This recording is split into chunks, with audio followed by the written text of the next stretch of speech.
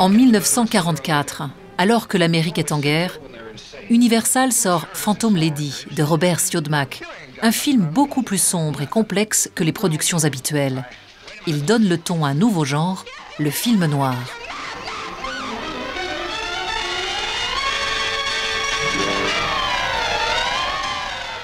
These are really psychological dramas. They aren't action movies. They're not really violent.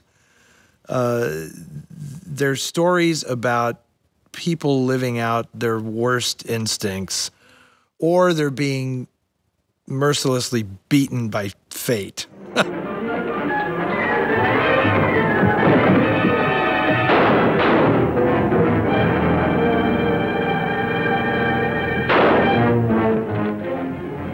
What is so amazing about film noir is that it really is Hollywood's only truly organic artistic movement.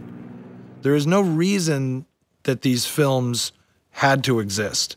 The public was not asking for these movies. The studio heads were not saying, we need to make more of these dark, brooding melodramas. No, the artists themselves were responsible for this happening.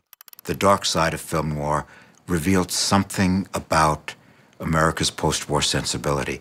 America may now have been #1 country in the world, but that doesn't mean all problems were magically resolved.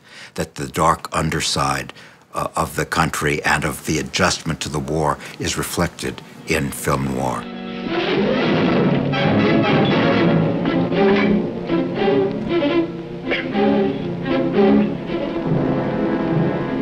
Reach for that note, kick your brains out.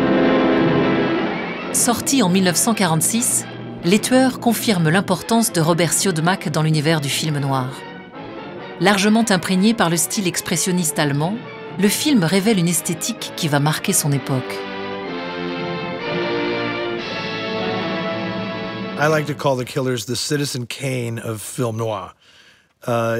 It did what any movie in Hollywood has to do to be influential. It inspired other artists, and it made money.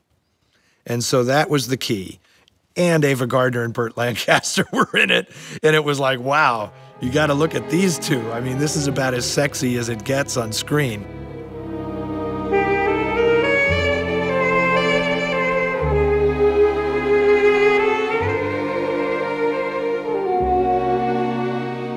During World War II, the American libido was sort of put on hold.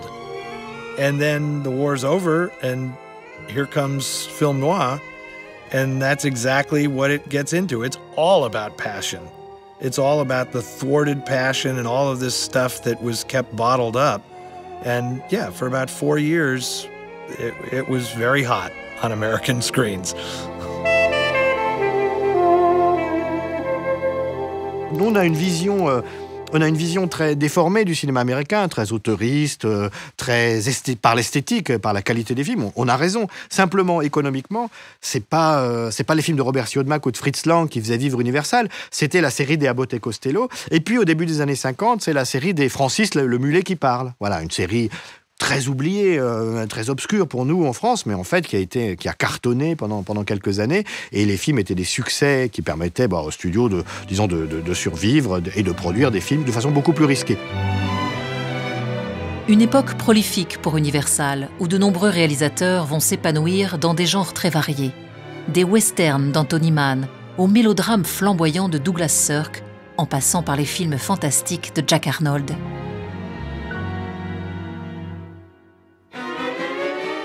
Avec le boom économique des années 1950, la société américaine évolue et les postes de télévision commencent à faire leur apparition dans les salons. Les entrées en salle s'effondrent. Universal, comme tous les autres studios, va tenter de trouver une parade. You had, widescreen processes, but you also had 3D. This was something you could not get at home. Every studio in town almost simultaneously started working on 3D, and they were almost always sensationalistic projects. Warner Brothers did House of Wax in 3D.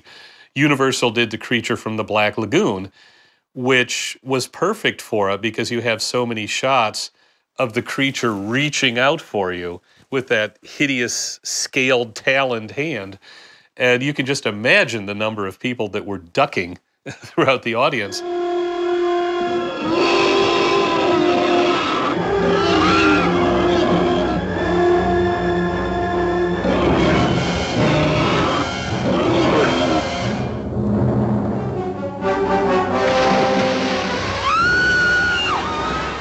Seulement voilà, la mode de la 3D va s'avérer passagère et inefficace pour amener en masse les spectateurs dans les salles. Au même moment, le système des studios est également menacé par la montée en puissance des agents artistiques. Le plus redoutable d'entre eux est Lew Wasserman. Agents had always had an enormous influence in the movies, but Lew Wasserman was the agent of agents. Lew Wasserman, who was in his field a genius. I know I throw that word around, but this guy changed this business. He was brilliant.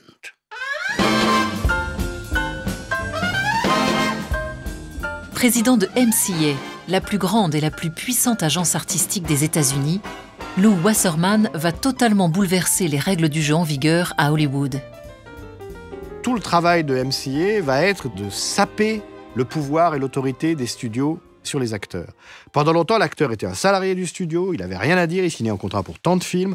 Les agents vont commencer, les agents des acteurs vont leur dire attention, cette clause de contrat, elle n'est pas légale, vous pouvez renégocier ça. Donc ça va saper petit à petit le pouvoir des studios sur les acteurs. Et petit à petit, les acteurs vont prendre un pouvoir, donc consécutivement, beaucoup plus important. Et là, qu'est-ce qui se passe? Wasserman va voir Universal et dit vous voulez James Stewart, mais il est trop cher pour vous.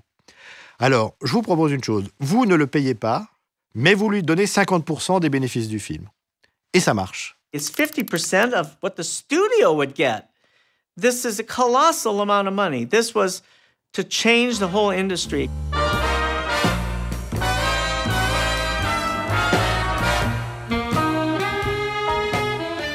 Visionnaire et fin stratège, Lew Wasserman va également comprendre bien avant les autres le formidable potentiel de la télévision.